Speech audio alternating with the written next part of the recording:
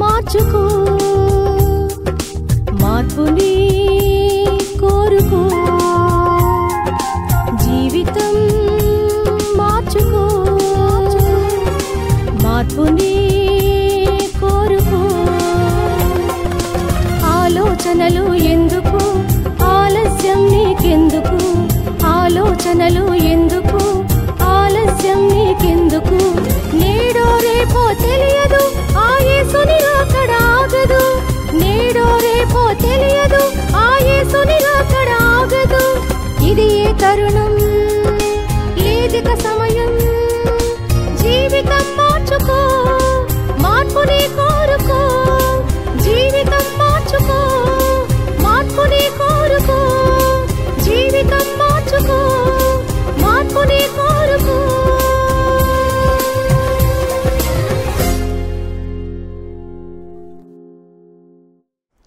Praise lord, మీకు శుభము కలుగును గాక. ఎలా ఉన్నారు? బాగున్నారా?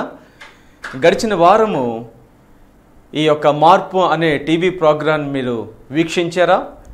లేకపోయినట్టయితే మీరు మాకు తెలియజేయండి. మేము మీకు యూట్యూబ్ను పంపిస్తాను, లింక్ను పంపిస్తాను. ఆ యూట్యూబ్ లింక్తో మీరు మీ సెల్ ఫోన్లో కూడా ఈ యొక్క ప్రోగ్రాంని వీక్షించే అవకాశం ఉంది. దేవుడు మనందరికీ కూడా అనుగ్రహిస్తున్నటువంటి ఈ అవకాశాన్ని మనం అందరూ సద్వినియోగం చేసుకోవాలి. ఎందుకోసం అనగా మనం ప్రతి దినము కూడా కట్టబడాలని దేవుడు ఆశిస్తున్నాడు. మంచిది, మనం చిన్న ప్రార్థన చేసుకొని ముందుకు వెళ్దాం. మహోన్నతుడ, సర్వశక్తిమంతుడ, సర్వకృపానిధి అయినటువంటి దేవా, ఈ దినము మరో కుమారు తండ్రి, ఈ యొక్క మార్పు అనే టీవీ ప్రోగ్రాం ద్వారా అనేక మందిని కలుసుకోవడానికి మీ కృపను మీరు అనుగ్రహించిన విధానాన్ని బట్టి నీకు వందనాలు దేవా. ఈ దినము తండ్రి దేవా, మేము యెహోవా నిషి అనే అంశాన్ని గురించి మేము ధ్యానం చేసుకోబోతున్నాం. ఈ అంశంలో మీరు ఉండండి. ముఖ్యంగా మీ పరిశుద్ధాత్మల వారిని మా ప్రక్కన నిలవబెట్టండి.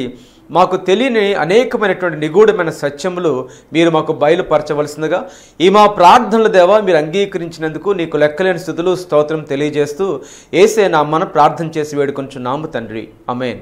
ప్రియమైన వర్లరా, గడిచిన కొన్ని వారములు బట్టి, అంటే దాదాపుగాను ఒక 7-8 వారములు బట్టి మనము దేవుని యొక్క నామాల గురించి మనము ధ్యానం చేసుకుంటూ వచ్చాం. దేవుడు తన ప్రజలైనటువంటి ఇజ్రాయేల్ జనాంగానికి తన నామాన్ని అనగా తన యొక్క స్వభావాన్ని తన యొక్క నామముగా ఆయన పరిచయం చేసుకుంటూ వచ్చాడు. ఈ దినములో కూడాను దేవుని యొక్క స్వభావాన్ని గురించి మనం తెలుసుకునే కొలది మన యొక్క వ్యక్తిగతమైన జీవితంలో బహుగా దీవించబడే అవకాశం ఉంది. అందుకోసమే నేను ఈ టీవీ ప్రోగ్రాంని దేవుని యొక్క నామముల ద్వారా నేను ప్రారంభించాను. ఈ ప్రోగ్రాము మీ అందరికీ కూడాను ఆశీర్వాదకరంగా ఉంటుందని నేను నమ్ముతున్నాను. ఈ ప్రోగ్రాంని వీక్షిస్తున్న మీరు దయించి మీ స్నేహితులకు, మీ బంధువులకు కూడాను ఈ ప్రోగ్రాంని మీరు పరిచయం చేయండి. ఈ మార్పు అనే ప్రోగ్రాము మీ అందరికీ కూడాను ఆదరణకరంగా ఉంటుందని నేను నమ్ముతున్నాను. ప్రేమైన వల్ల ప్రతి ఒక్కరి జీవితంలో కూడాను ప్రోత్సాహం అనేది చాలా అవసరము. వాక్యం వింటాను మీ జీవితంలో ఎంత ప్రోత్సాహం అవసరమో, వాక్యం చెప్తున్న నా జీవితంలో కూడా అంతే ప్రోత్సాహం అవసరం. నేను మిమ్మల్ని ఈ టీవీ ప్రోగ్రాం ద్వారా నేను ప్రోత్సహిస్తున్నాను. మీరు నన్ను అనేక మందికి ఈ టీవీ ప్రోగ్రాంని పరిచయం చేసి ప్రోత్సహించవలసిందిగా నేను కోరుకుంటున్నాను. ప్రేమైన వల్లరా, ఈ దినము మనము యెహోవా నిషి అనే దేవుడి యొక్క నామాన్ని గురించి మనం ధ్యానం చేసుకుందాం. దాదాపుగా ఇప్పటి వరకు మనం చూసుకున్నట్టు అయితే 5 నామాలను మనం ధ్యానం చేసాం. ఇది 6వ నామమై ఉంది. ఈ యొక్క 6వ నామము మనం జాగ్రత్తగా వాక్యాన్ని పరిశీలించుకున్నప్పుడు ఈ యొక్క యెహోవా నిస్సి అనే దేవుడి యొక్క నామము మనకు నిర్గమకాండము 17వ అధ్యాయంలో వ్రాయబడి ఉంది. దేవుడు తన ప్రజలకు తన స్వభావాన్ని మరొకసారి పరిచయం చేసుకున్నాడు. వాక్యాన్ని మనం చదువుకొని ముందుకు వెళదాం. నిర్గమకాండము 17వ అధ్యాయము 8వ వచనం నుంచి నేను వాక్యం చదువుతున్నాను. మీరు కూడా దయించి వినండి. బైబిల్ గ్రంథం ఉన్నట్టయితే తెరిచి మీరు నాతో పాటు ఏకీభవించండి.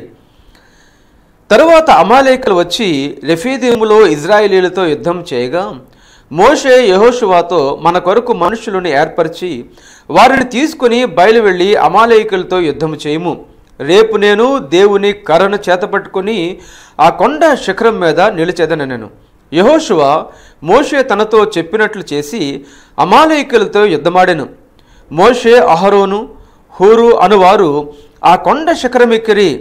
మోషే తన చెయ్యి పైకెత్తినప్పుడు ఇజ్రాయేలీలు గెలిచిరి. మోషే తన చేయి దించినప్పుడు అమాలేకీయులు గెలిచిరి.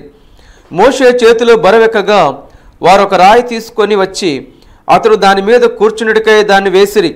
అహరోను హూరును ఒకడు ఈ ప్రక్కను ఒకడు ఆ ప్రక్కను అతని చేతులు ఆదుకొనగా అతని చేతులు సూర్యుడు అస్తమించే వరకు నిలకడగా ఉండెను.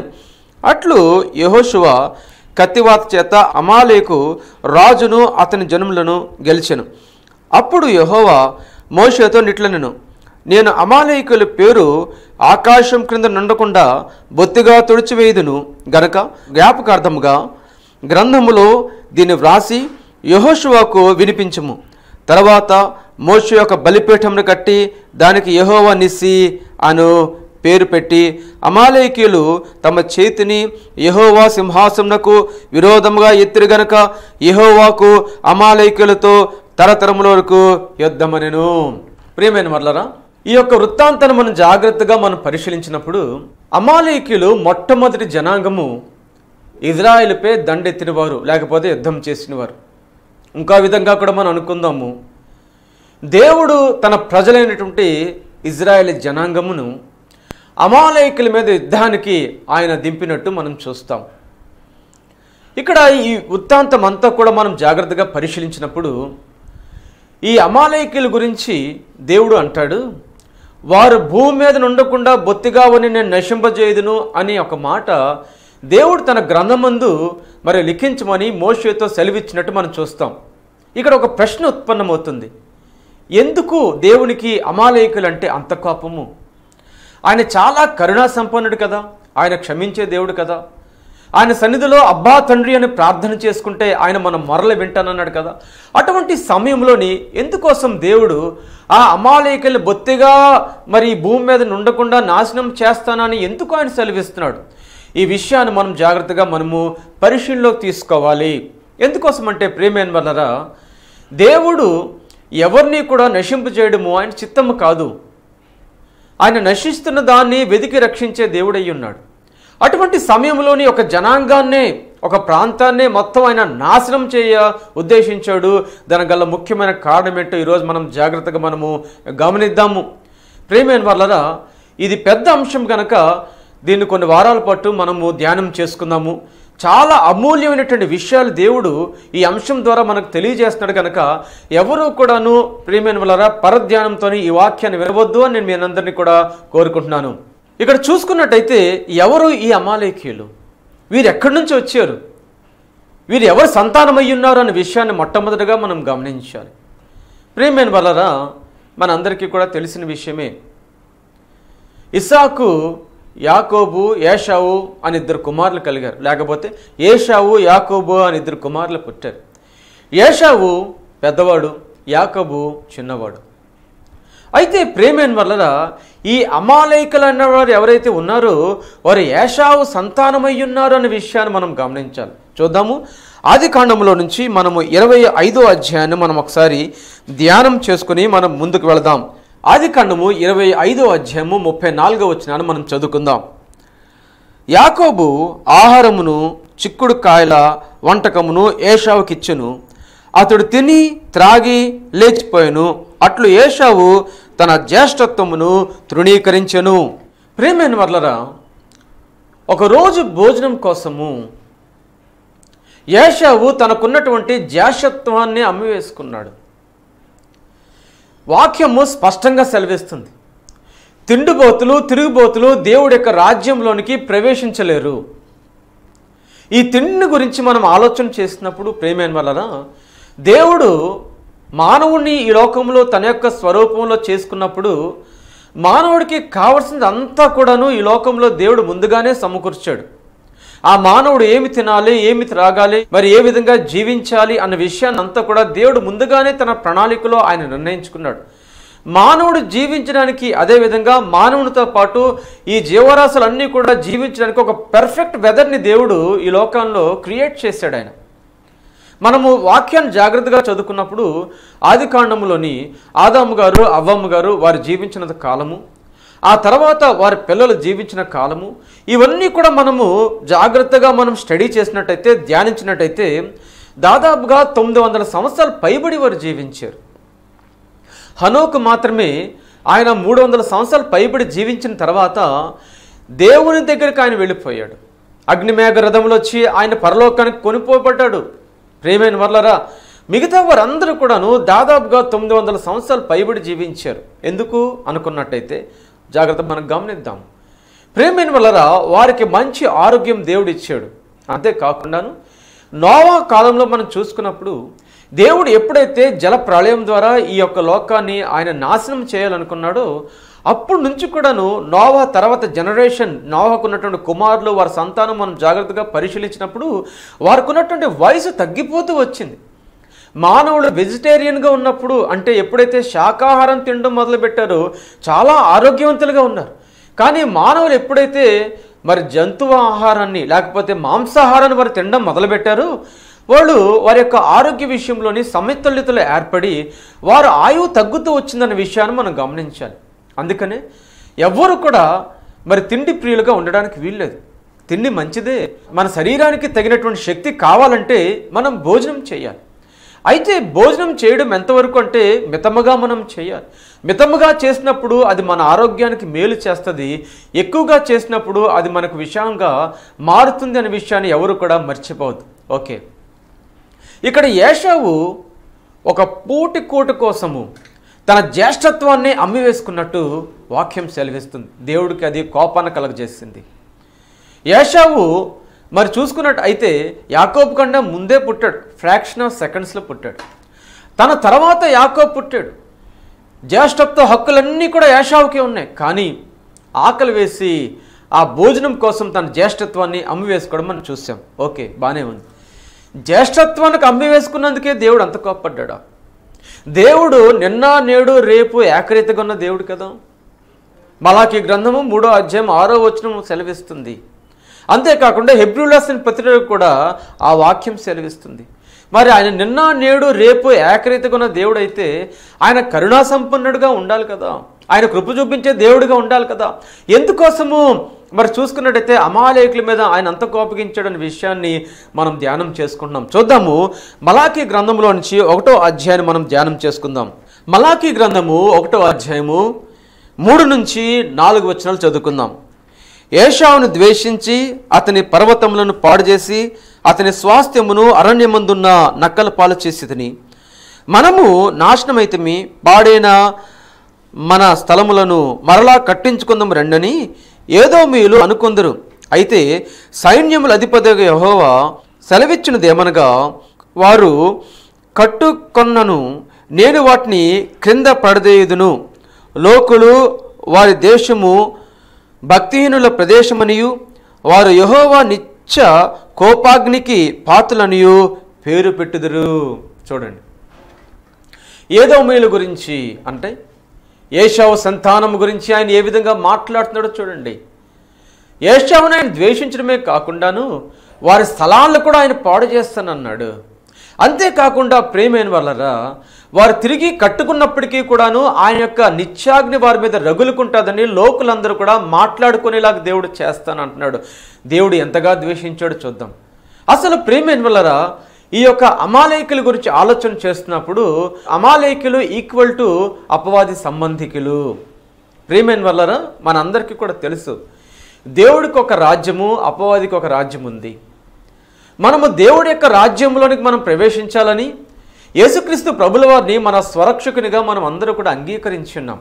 ఎందుకోసం అన్నట్టయితే ఆయన జగత్ పునాది వేయబడక ముందే మన కోసము ఆయన వధించబడినటువంటి గొర్రెపిల్లగా ఉన్నాడు. అంతేకాకుండా ఆయనను స్వీకరించడం వలన ఆ తండ్రి యొక్క సంతానముగాను మనం పిలువబడతాం.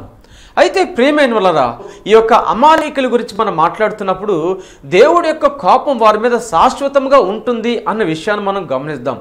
ఎవరు ఈ వీరు అని చూసుకున్నప్పుడు చూడండి ప్రియమైన వాళ్ళరా, ఎప్పుడైతే ఇసాకు తన చిన్న కుమారుడిని యాకోబును ఆశీర్వదించాడో, దీవించాడో, ఈ ఏశావు ఏం చేశాడంటే తన తండ్రికి ఇష్టం లేని జనాంగాన్ని ఆయన పెళ్లి చేసుకున్నాడు. అంతేకాకుండా ఆ దేవుని చేత ఆయన ద్వేషించబడ్డాడు. ఆయన ద్వేషించబడ్డమే కాకుండా ఎప్పుడైతే దేవుని చేత ద్వేషించబడ్డాడో ఆ వ్యక్తి అపవాదికి సమీపస్తుడు అయ్యాడు. తనకున్నటువంటి సంతానం అంతా కూడా అపవాదికి సమీపస్తులు అయ్యారు అనే విషయాన్ని మనం గమనించాలి. ఏదైనా తోటలోని దేవుడు ఆదాము గారితో ఆయన మాట్లాడుతున్నప్పుడు ఆ తోటలో అపవాది కూడా ఉన్నది. అంతేకాకుండా ఎప్పుడైతే ఆదాము పాపం చేసి అని పడిపోయాడో, దేవుడు ప్రేమైన వల్ల స్త్రీ సంతానం ద్వారా నేను అపవాదిని నాశనం చేస్తాను రాజ్యాన్ని అని దేవుడు చెప్పినప్పుడు ఆ ప్రాంతంలో అపవాది ఉంది. ప్రేమైన వల్ల అప్పటి నుంచి కూడా అపవాది ఈ స్త్రీ సంతానం గురించి కనిపెడుతూ వచ్చింది. ఈ వచనాలు మనం చాలా జాగ్రత్తగా మనం ధ్యానం చేసుకోవాలి. ఎందుకోసం అన్నట్టయితే ఏదైనా తోటలోని అపవాది ఉంది. ఆ తర్వాత మనం చూసుకున్నప్పుడు ప్రేమైన వలన ఆదాము భార్య అయినటువంటి అవ్వమ్మ ఎప్పుడైతే ఆమె గర్భం ధరించిందో, ఎప్పుడైతే ఇద్దరు కుమారులు కన్నదో, ఆ కుమారులు తనను నాశనం చేస్తారని అపవాది అనుకుంది. కానీ ఎప్పుడైతే మరి పెద్ద కుమారుడు మరి హేబేల్ని ఆయన చంపివేశాడో, మరి దేవుడి యొక్క ప్రణాళిక నెరవేరుదని అపవాది అనుకుంది.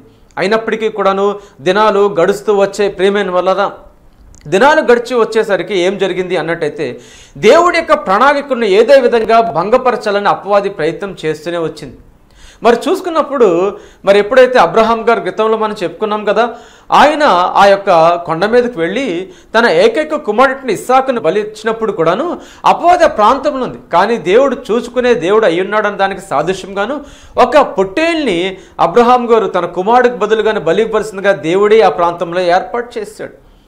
అంతేకాకుండా మనం జనరేషన్ టుగెదర్ మనం జాగ్రత్తగా మనము ఈ యొక్క బైబిల్ గ్రంథాన్ని అధ్యయనం చేసుకుంటూ వచ్చినట్టయితే దేవుడు జనాంగాన్ని ఏదో విధంగా నాశనం చేయాలని ఈ యొక్క అమాలేకులు ప్రయత్నం చేశారు. అందుకనే దేవుడి యొక్క కోపం వారి మీద రగులుకుంది. ఎందుకోసం అంటే వారు అపవాది సంబంధాలు అయ్యున్నారు అనే విషయాన్ని మనం గమనించాలి. ఈ నిర్గమకాండం 17వ అధ్యాయంలో మనం చూసుకున్నప్పుడు దేవుడి యొక్క జనాంగము అయినటువంటి ఇజ్రాయెల్ జనాంగము వారు దేవుడు వారికి వాగ్దానం చేసినటువంటి ఆ యొక్క భూమిని స్వాధీనం చేసుకోవడానికి అనగా వారు కనానుకు వారు బయలుదేరుతున్నారు. అలాంటి సమయంలోని ఈ అమాలేకులు వారితో యుద్ధం చేయడానికి దిగిపోయారు. ఎందుకోసం అన్నట్టయితే ఒకవేళ కానీ వారు దేవుడు వాగ్దానం చేసిన ఆ భూమిని వారు స్వతంత్రించుకున్నప్పుడు ఏం జరుగుతుంది? ప్రామిస్ ల్యాండ్ అంటారు. వాగ్దానం చేసినటువంటి ప్రాంతాన్ని వారు స్వతంత్రించుకున్నప్పుడు ఆ యెరూషలేములోని లేకపోతే ఆ బెత్లెహేము అనే ప్రాంతంలోని లోకరక్షకుడు పుడతాడు. ఆ లోకరక్షకుడు పుట్టినప్పుడు ఏం జరుగుతుందంటే అపవాది యొక్క మరి రాజ్యాన్ని ఆయన నాశనం చేస్తాడు గనక ఈ ప్రజల్ని ఏ విధం చేతనైనా సరే ఆ యొక్క వాగ్దాన భూములను ప్రవేశింపజేయకుండా చేయాలి అని అపవాది ఈ యొక్క అమాలేకుల ద్వారా ప్రయత్నం చేయడం మనం చూస్తాం. ఎందుకోసము అనగానట్టయితే ఆ స్త్రీ సంతానం ఈ లోకంలో రాకూడదు, ఆ యొక్క యెరూషలేమును వారు స్వతంత్రించుకోకూడదు, అంతేకాకుండా దేవుడి యొక్క చిత్తము నెరవేరకూడదు అని ఎంతగా ప్రయత్నం చేస్తుందో ఒకసారి మీరు గమనించండి ప్రియమైన వారలారా. సంఖ్యాకాండము 14వ అధ్యాయంలోంచి 35వ వచనాన్ని కూడా ఒకసారి మనం ధ్యానం చేసుకున్నట్టయితే మనం చెప్పుకున్నటువంటి అంశంలోనికి ఇంకా కొన్ని విషయాలు మనం తెలుసుకునే అవకాశం ఉంది. చూద్దాము.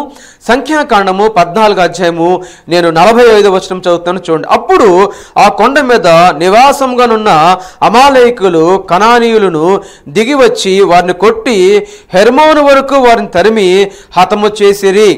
దేవుడి యొక్క జనాంగం ఇజ్రాయెల్ జనాంగము ఎప్పుడైతే దేవుడికి వ్యతిరేకంగా వారు పాపం చేశారు, దేవుడు ప్రేమైన వల్ల మోషే గారిని సెలవిచ్చి ఆ వేగుల వారిని పంపించు, ఆ యొక్క మీరు స్వాధీనం చేసుకునే పోయి దేశాన్ని వారు చూసి రమ్మని చెప్పినప్పుడు వారిలో దాదాపుగా 12 మందిలో 10 మంది చెడ్డ సమాచారం తీసుకువచ్చారు. అందరూ కూడా ఆ ప్రాంతంలోని ఎలుగెత్తి ఏడ్చారు. దేవుడికి వ్యతిరేకంగా వారు పాపం చేశారు. అయితే దేవుడు వారితో సెలవిచ్చాడు. ఏమని సెలవిచ్చాడంటే ఈ తరం వారు ఎవరూ కూడాను నేను మీకు వాగ్దానం చేసిన దేశంలోకి మీరు ప్రవేశించరు అని చెప్పిన మాట అపవాది ఎప్పుడైతే విన్నాదో ప్రియమైన వల్ల ఈ చదువుకున్నటువంటి సంఖ్యాకాండము 14వ అధ్యాయంలో నుంచి ఈ 45వ వచనంలో మనం చూస్తాము. ఈ జనాంగం ఎప్పుడైతే మోషే మాట దేవుని మాట కాదని వారు కొండ ఎక్కబోయారో ఆ కొండ మీద ఉన్నటువంటి ఆ యొక్క అమాలేకులు వారు దిగి ఈ యొక్క ఇజ్రాయెల్ జనాంగంని మరి తీవ్రంగా హతమార్చినట్టు మనం చూస్తాం. ఎందుకోసం అలా జరుగుతుంది అన్నట్టయితే ఇజ్రాయెల్ జనాంగము ఈ భూమి మీద ఉండకుండా చేయాలని మరి అపవాది ప్రయత్నం చేస్తుంది. ఇది ఒక రకమైనటువంటి యుద్ధం. ప్రియమైన వల్లరా అపోస్తలుడైనటువంటి పౌలు గారు ఎఫెసీయులు రాసిన పత్రిక 6వ అధ్యాయం 12వ వచనంలో కూడాను ఈ యుద్ధాన్ని గురించి మనకు వివరిస్తున్నాడు. ఏమని రాయబడింది వాక్యం అంటే, ఏలైనగా మనము పోరాడినది శరీరులతో కాదు గాని ప్రధానులతోనూ అధికారులతోనూ ప్రస్తుత అంధకార సంబంధులకు లోకనాథులతోనూ ఆకాశ మండలం ముందున్న దురాత్మల సమూహములతోనూ మనం పోరాడుచున్నాము. ఆకాశ మండలంలో ఉన్నటువంటి దురాత్మల సమూహంతో మనం పోరాడుతున్నామట. చూడండి ప్రియమైన వల్లరా, అందువల్లనే ప్రతి ఒక్క వ్యక్తి కూడా తన వ్యక్తిగతమైన జీవితంలో తెలుసుకోవాల్సినటువంటి గొప్ప సత్యం ఏంటి అన్నట్టయితే యుద్ధము యెహోవాదే. ఆయన మన పక్షమున ఆయన యుద్ధం చేస్తానన్నాడు. మనల్ని ఏమని సెలవిచ్చాడంటే మీరు సర్వాంగ కవచాన్ని ధరించుకోండి అన్నాడు, కానీ మనల్ని యుద్ధం చేయమని చెప్పలేదు. ఆయనే మన పక్షాన్ని యుద్ధం చేస్తానన్నాడు. అంటే ప్రియమైన వాళ్ళరా, ఇది దేవునికి అవ్వాదికి మధ్య ఉన్నటువంటి యుద్ధము అన్న విషయాన్ని ఎవరు కూడా మర్చిపోవద్దు. ఈ దినము నువ్వు ఒక ప్రశ్నను వేసుకోవాలి, నువ్వు ఎవరు పక్షాన్ని ఉన్నావో అన్న విషయాన్ని నువ్వు జాగ్రత్తగా నువ్వు కనిపెట్టుకోవాలి.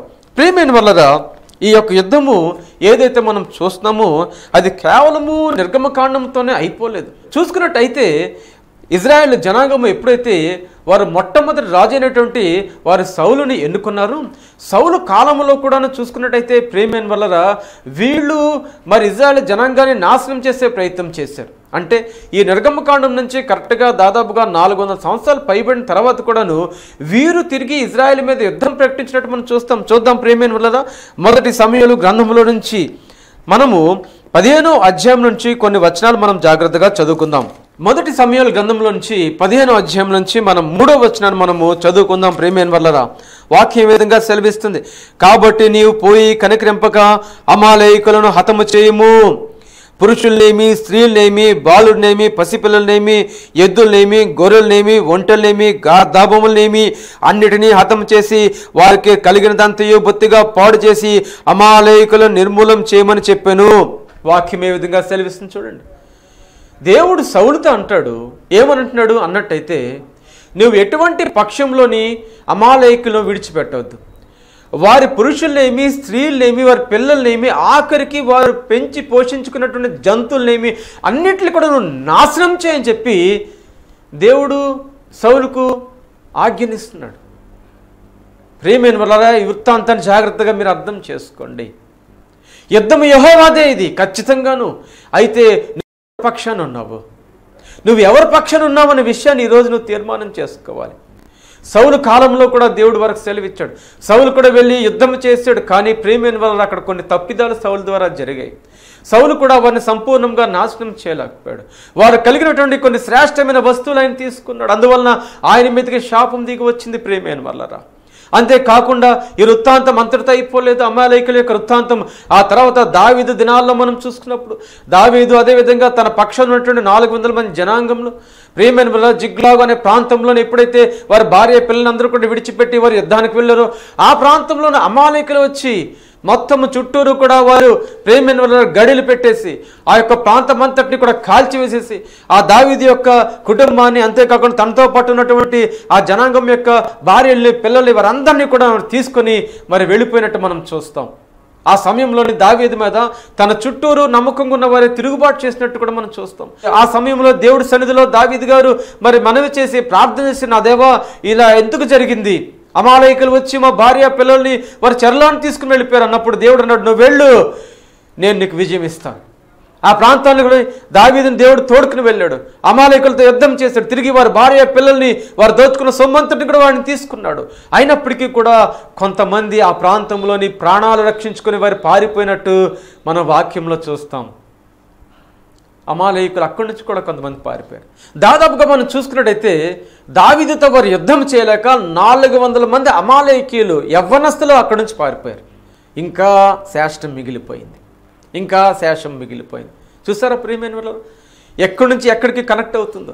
దేవుడి యొక్క సంతానాన్ని మరి నాశనం చేయాలని, ఇజ్రాయెల్ జనాంగాన్ని నాశనం చేయాలని, ఆ నాశనం చేసినప్పుడు ఆ స్త్రీ సంతానమైనటువంటి యేసుక్రీస్తు ప్రభువు వారు ఈ లోకంలో రాకుండా నిరోధించవచ్చని అపవాది ఎంతగా ప్రయత్నం చేసిందో ఒక్కసారి మీరు అర్థం చేసుకోవాల్సిందిగా మిమ్మల్ని అందరినీ కూడా నేను కోరుకున్నాను ప్రియమైన వాళ్ళు. అంతేకాకుండా హిజ్కియా కాలంలో కూడా వీరు పెట్టలేకపోయారు. చూద్దాము మొదటి దినవృత్తాంతాల గ్రంథము 4వ అధ్యాయం నుంచి మరి 43వ వచనం చూసుకున్నప్పుడు వాక్యం ఈ విధంగా సెలవిస్తుంది, అమాలేకులలో తప్పించుకునే శేషము హతం చేసి నేటి వరకు అచ్చట కాపురం ఉన్నారు.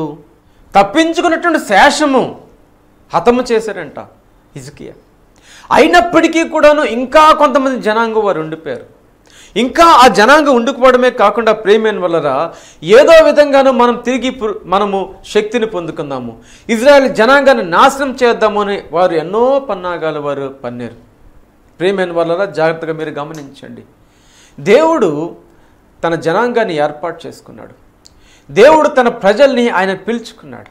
ఆయన ఒకసారి ఐగుప్తులో నుంచి తన కుమారుడిని మరి పిలుచుకున్నట్టు ప్రియమైన వల్ల ఇజ్రాయేల్ జనాంగాన్ని ఆయన జ్యేష్ఠ కుమారుడు అని పిలుచుకున్నాడు. వారిని ఐగుప్తుల నుంచి బయటకు రప్పించడమే కాకుండా వారికి పాలు తేనె ప్రవహించు ఆ దేశంలోనికి వారు తోడుకుని వెళ్ళాడు. అంతేకాకుండా ఆ దేశంలోకి వెళ్ళిపోయిన తర్వాత కూడా అమాలేకులు వారిని ఎన్నో ప్రయత్నాలు చేసి వారిని నాశనం చేయాలని వారు ప్రయత్నం చేశారు. ఈరోజు కూడాను ప్రతి వ్యక్తిగతమైన జీవితంలో కూడాను మనము కూడాను నిజంగా మన ఆత్మీయ జీవితంలో ఏ విధంగా మనం పడిపోతామని అపవాది ప్రయత్నం చేస్తాం. చాలామంది క్రైస్తవులు ప్రేమైన వల్లరా వ్యభిచారులుగా ఉంటున్నారు, తాగుబోతులుగా ఉంటున్నారు, తిరుగుబోతులుగా ఉంటున్నారు, అబద్ధం చెప్పేవారుగా ఉంటున్నారు, లంచం పుచ్చుకునేవారుగా ఉంటున్నారు, దొంగ త్రాసు వేసేవారుగా ఉంటున్నారు. మరి ఎందుకు ఈ విధంగా చేశారు? నిజంగా వారు క్రీస్తు ప్రేమను వారు పొందుకున్నారు అన్నట్టయితే నిజంగా వారు పొందుకోలేకపోయిన విషయాన్ని మనము చెప్పాలి. ఒకవేళ నిజంగా దేవుడి యొక్క ప్రేమను వారు పొందుకున్నట్టయితే వారు ఎటువంటి మోసాలు వారికి పాల్పడరు. ప్రియమైన వల్ల ఒక వ్యక్తి నిజంగా మోసానికి పాల్పడుతున్నాడు దాని యొక్క గల కారణం ఏంటంటే దేవుడి యొక్క ప్రణాళికను భంగపరచాలని అపవాది ప్రయత్నం చేస్తున్న విషయాన్ని మాత్రమే అర్థం చేసుకోండి. అందుకని దేవుడి దగ్గరికి వచ్చిన వారు ఆయన గురించి స్పష్టంగా తెలుసుకోవాలి. ఆయన గురించి తెలుసుకోవడమే కాకుండా నీ పాపాల గురించి నా పాపాల గురించి ఆయన సిలువలో తన ప్రాణాన్ని రక్తాన్ని పెట్టాడు. ఆయన యందు విశ్వాసం ఉంచుకున్నప్పుడు మన పాపాలు క్షమించబడమే కాదు కానీ ఆ పరలోకాన్ని మనం స్వతంత్రించుకుంటామన్న సత్యాన్ని మాత్రమే మీరు తెలుసుకోవాలి. అందుకోసమే చాలా సందర్భాల్లోని ఎన్నో ప్రాంతాలకు వెళ్ళినప్పుడు అన్యులైనటువంటి చాలామంది సోదరులు నన్ను కొన్ని ప్రశ్నలు అడుగుతూ ఉంటారు. అన్నా మరి చూసుకున్నట్టయితే బైబిల్ ప్రకారంగాను వడ్డీ వ్యాపారం చేయడం తప్పు కదన్నా, మరి ఎందుకు ఆ వ్యక్తి క్రైస్తవుడయ్యిండు కూడా ఆయన కొన్ని క్రైస్తవు కాకముందు ఏదో వ్యాపారాలు చేస్తాడు, దొంగ వ్యాపారాలు చేస్తాడు అనుకోవచ్చు. క్రైస్తవుడు అయిన తర్వాత కూడా ఎందుకన్నా వడ్డీ వ్యాపారం చేస్తున్నాడు? అవతల వ్యక్తి వడ్డీ కట్టలేకపోయినప్పుడు ఎందుకన్నా ఇన్ని దుర్భాషలు ఆడుతున్నాడు? నిజంగా దేవుడు అంటే ఆ వ్యక్తికి తెలుసా అని ఎంతోమంది అన్యులు అడుగుతున్నారు. అదే ప్రశ్న వ్యభిచారుల గురించి అడుగుతున్నారు, తాగుబోతుల గురించి అడుగుతున్నారు. మన దౌర్భాగ్యం ఏంటంటే మనం క్రీస్తుని ఎంతవరకు నమ్ముకుంటున్నామంటే ఈ లోకంలో ధనం సమకూర్చుకోవడానికే నమ్ముకుంటున్నాం. కానీ యేసయ్య అంటాడు ఈ లోకంలో ధనం సమకూర్చుకోవద్దు, మీరు పరలోకంలో ధనాన్ని సమకూర్చుకోవాలి. ఈ లోకంలో ధనం ఉన్నట్టయితే దొంగలు దొంగతనం చేస్తారు, ఇక్కడ చిమ్మట కొట్టవేస్తుంది. అయితే పరలోకంలో అటువంటి సమస్య ఉండదు, అక్కడ దొంగ ప్రవేశించడానికి అవకాశమే లేదని దేవుడు చెప్తున్నాడు. మరి అలాంటిదప్పుడు ఎందుకు మనకున్నటువంటి సమయాన్ని అంతటిని కూడా వెచ్చించి ఈ లోకంలోనే ధనం సమకూర్చుకునే ప్రయత్నం చేస్తున్నాం? ఒకసారి ఆలోచన చేయాలి. ప్రియమైన వల్లరా ఎన్నో వాక్యాలు విన్న మనము, ఎన్నో గొప్ప గొప్ప ప్రసంగాలు విన్న మనము నిజంగా వాటిని మన హృదయంలో తీసుకున్నామా? లేకపోయినట్టయితే వీళ్ళందరూ ఇలాగా చెప్తారులే, వీళ్ళు చెప్పడం వీళ్ళ పని కదా, వినడం మన పని కనుక విని వెళ్ళిపోతే చాలు అని మీరు అనుకుంటున్నారా? అలా అనుకున్నట్టయితే మీరు తీవ్రంగా మోసపోయే ప్రమాదం ఉంది. ఎవ్వరూ కూడా మోసపోవద్దు. ఎందుకోసమంటే అపవాది ప్రతి ఒక్కళ్ళు కూడా మోసం చేయాలని, తిరిగి తన యొక్క రాజ్యంలోనికి ఆకర్షించుకోవాలని, పాపంలో పడివేయాలని ప్రయత్నం చేస్తుంది. మన యేసుక్రీస్తు ప్రభుల వారు అయితే సర్వ మానవాళి కోసం ఒక్కసారి తన రక్తాన్ని తన ప్రాణాన్ని ఆయన పెట్టాడు. ఇకపై ఆయన తిరిగి బలివ్వడు కానీ మనలందరినీ కూడా ఆయన శిక్షార్హులుగా చేస్తాడు. ఒకవేళ కానీ ఆయన నామాన్ని మనం అంగీకరించలేకపోయినట్టయితే, ఒకవేళ కానీ ఆయన నామాన్ని మనం ప్రార్థన చేసుకోలేకపోయినట్టయితే, అందువలన ఎవరూ కూడా మీకు అనుగ్రహించినటువంటి సమయాన్ని వేస్ట్ చేసుకోవద్దు. ఈ యెహోవా నిస్సి అనే అంశం ఏదైతే ఉందో చాలా పవర్ఫుల్ అంశం. దీన్ని మనం ధ్యానం చేసుకున్నప్పుడు మన వ్యక్తిగతమైన జీవితంలో మనం ఏ విధంగా తొలగిపోయామనే విషయాన్ని మనకు అర్థమవుతుంది. అందుకనే సమయాన్ని దేవుడికి ఇద్దాం, సమయాన్ని పాటిద్దాం. ఇంకా ఉన్న కొలది అంటే ఇంకా వెళ్ళి కొలది నేను మీ అందరికీ కూడాను ఏ విధంగా అయితే ఈ యొక్క అమాలేకుల యొక్క శేషం మిగిలిపోయిందో, ఏ విధంగా అయితే ఇజ్రాయెల్ జనంగా నాశనం చేయబోయిందో, మరి యేసుక్రీస్తు పుట్టినప్పుడు కూడాను ఏ విధంగా ఆ ప్రాంతంలో ఉన్నటువంటి మరి పిల్లలందరినీ కూడా అపవాది నాశనం చేసే ప్రయత్నం చేసిందో అన్న విషయాలు మనం జాగ్రత్తగా మనం గమనిద్దాం, తెలుసుకుందాం. అయితే ఎంత తెలుసుకున్నప్పటికీ కూడాను మీరు దాన్ని అంగీకరించలేకపోయినట్టయితే మీరే మోసపోతారు. అందుకనే సమయాన్ని దయించి మనము సద్వినియోగం చేసుకుందాం. మనందరి జీవితాల్లో కూడా కొన్ని సమస్యలు వెళ్ళిపోయాయి, ఎన్నో సమస్యలు వెళ్ళిపోయి. కొంతమంది జీవితంలో 10 ఏళ్ళు, 15 ఏళ్ళు, 20 ఏళ్ళు, 50 ఏళ్ళు, 60 ఏళ్ళు, 70 ఏళ్ళు. కనీసం ఈ వయసులో అయినా సరే మనం దేవుడి యొక్క ప్రేమను కలిగి లేకపోయినట్టయితే, కనీసం ఈ వయసులో అయినా సరే బలమైన తీర్మానం మనం తీసుకోలేకపోయినట్టయితే మనమే లూజర్స్, మనమే కోల్పోతాం. అందువలన దేవుడు ఎవరిని కూడాను ఆయన విడిచిపెట్టడం ఆయనకి ఇష్టం లేదు. నీ తండ్రి మరిచినను తల్లి విడిచినను నేను ఎన్నడూను విడువును ఎడబాయినను దేవుడు ఈరోజు మనందరికీ కూడా తోడుగా ఉన్నాడు. ఈ టీవీ వాక్యం ద్వారా మీ అందరితో కూడా మాట్లాడుతున్నాడు. మీరు దేన్ని ఆకర్షిస్తున్నారు, దేన్ని ప్రేమిస్తున్నారు? తిండిని ప్రేమిస్తున్నారా? బంగారాన్ని ప్రేమిస్తున్నారా? డబ్బును ప్రేమిస్తున్నారా? ఆస్తులను ప్రేమిస్తున్నారా? వాటిని ప్రేమించినట్టయితే మీరు ఈ లోకంలో పడిపోయి దేవుడు అనుగ్రహించే స్వాస్థ్యాన్ని మీరు కోల్పోయే ప్రమాదం ఉంది. ఒకవేళ మీరు దేవుణ్ణి ప్రేమించినట్టయితే సామెతల గ్రంథంలో ఒక మంచి మాట ఉంది, దేవుని ప్రేమించి వారిని ఆయన ఆస్తికర్తలుగా చేస్తానంటున్నాడు. అంతేకాకుండా వారి నిధులను ఆయన నింపుతానంటున్నాడు. ఆస్తికర్తలుగా చేయడం అంటే చాలామంది ఒక పాస్టర్ గారు నన్ను ప్రశ్నించారు మన సామర్లకోట మార్పు అనే మీటింగ్లో, ఏమండి నేను దేవుడిని ప్రేమిస్తున్నాను కదండి, దేవుడి యొక్క పరిచయం చేస్తాను కదండి, నా దగ్గర డబ్బు లేదేంటండి, నేను ఎందుకు పేదవాడిగా ఉన్నానండి అనే ప్రశ్న వేస్తాడు. నేను మీ అందరికీ కూడా నేను చెప్తాను, జాగ్రత్తగా వినండి. ఆయన ఆస్తికర్తలుగా చేస్తానంటే నువ్వు ఆరోగ్యవంతుడు అయితే నువ్వు ఆస్తికర్తడే, నీవు చూసుకున్నట్టయితే నీ ఇంట్లో సౌఖ్యం ఉన్నట్టయితే నీకు ఆస్తి ఉన్నట్టే. అసలు నీకు ఈ లోకంలో దేవుడు రక్షణను కలగజేసినట్టే నువ్వు ఆస్తి కలిగిన వాడివే. డబ్బు ఉంటేనే ఆస్తి అనుకున్నట్టయితే చాలా పొరపాటు. ఇక్కడ వాక్యం స్పష్టంగా సెలవిస్తుంది, ఆయన ప్రేమించే వారిని ఆస్తికర్తలుగా చేస్తానంటాడు. అంటే మనకు కావలసిన యోగక్షేమాలు ఇస్తాడు. అంతేకాకుండా he keep blessing us in our spiritual journey. మన ఆత్మీయ ప్రయాణంలో ఆయన ఎన్నడూ కూడా మనల్ని ఆయన విడిచిపెట్టడు, మనల్ని ఆయన దీవిస్తూనే వస్తాడు. అందువలన అందరూ కూడా ఒక మంచి తీర్మానం తీసుకోండి. ఎన్ని దినాలు కూడా నువ్వు చేసిన తప్పులు పొరపాట్లు ఎవరికి కనబడు అనుకున్నా కానీ దేవుడు నిన్ను గమనిస్తున్నాడు. దేవుడు ఈరోజు నీతో మాట్లాడుతూ నీకు నేను ఇంకో అవకాశం ఇస్తున్నాను, నువ్వు నా దగ్గరికి వస్తావా, నా పేరిట ప్రార్థన చేసుకుంటావా, నా పేరిట ప్రార్థన చేసుకున్నట్టయితే నువ్వు చేసిన తప్పిదాలు నేను క్షమిస్తాను, వాటన్నిటిని నేను క్షమిస్తాను, ఇక ఎన్నిటికి వాటిని నేను జ్ఞాపకం చేసుకున్న దేవుడు సెలవిస్తున్నాడు. అటువంటి కరుణా సంపన్నమైనటువంటి దేవుడిని మనం కలిగి ఉన్నాం. ప్రార్థన చేసుకుందాం. మహోన్నతుడా, సర్వశక్తిమంతుడా, సర్వకృపానిధి అయినటువంటి దేవా, చాలామంది తిండిబోతులు తిరుగుబోతులుగా ఈ లోకంలో ఉంటున్నారు తండ్రి. వారిని మీరు అసహించుకుంటున్నారు. తిండి మాకు అవసరం తండ్రి, ఎంతవరకు కావాలో అంతవరకే తినాలి, కానీ మా జీవితంలో తండ్రి ఆత్మీయ ఆహారం ఎక్కువ అవసరం తండ్రి. ఎందుకంటే మేమందరం కూడా ఈ పాపభరితమైన లోకంలో జీవిస్తున్నాం. ప్రభా, మీరే మాకు ఆదరణను, మీరే మాకు సమాధానమును, మీరే మాకు నిరీక్షణ ఆధారం అయ్యి ఉన్నారు. అందువలన మమ్మల్ని అందరినీ కూడా దీవించండి, తగిన జ్ఞానమును వివేకమును దయచండి. ఈ టీవీ ప్రోగ్రాం వీక్షిస్తున్న ప్రతి బిడ్డ ఈ దినం దీవించబడ్డారని నేను నమ్ముతున్నాను. తిరిగి వచ్చే వారం కలుసుకున్నంత వరకు కూడా నీ బలమైన రెక్కల చాట మాకు ఆశ్రయం కల్పించవలసిందిగా యేసయ్య నామమున ప్రార్థన చేసి వేడుకొంచున్నాము తండ్రి, ఆమేన్. చాలా సంతోషము ఈ వారం కూడా మిమ్మల్ని కలుసుకోవడము. ప్రియమైన వాళ్ళరా, సామర్లకోట మార్పు అనే సభల్లోనే మేము ఈ సీడీని ఆవిష్కరించాం. ఇది మా మినిస్ట్రీ ద్వారా వచ్చినటువంటి మొట్టమొదటి సీడీ. ఈ సీడీ కావాల్సిన వాళ్ళు మాకు ఫోన్ చేయండి. లేకపోయినట్టయితే వీటిని మేము షారోన్ బుక్ స్టాల్లో కూడా మేము పంపిస్తున్నాము, అక్కడ కూడా మీకు దొరుకుతాయి. దయించి మీరు ఈ సీడీని కొనుక్కోండి, దైవాశీర్వాదాలు పొందుకోండి. అంతేకాకుండా ఎవరైనా సరే ఈ టీవీ ప్రోగ్రామ్ స్పాన్సర్ చేయాలనుకున్నట్టయితే దయించి మాకు కాల్ చేయండి. అదే సమయంలోనే ప్రతి శుక్రవారం కూడా మీ అందరి కోసము మేము ఉపవాసం నుండి ప్రార్థన చేస్తున్నాం కనుక మీ ప్రార్థన మనములో విజ్ఞాపనలు ఏవైతే ఉన్నాయో మాకు తెలియజేయవలసిందిగా నేను కోరుకుంటున్నాను. Thank you very much. God bless you.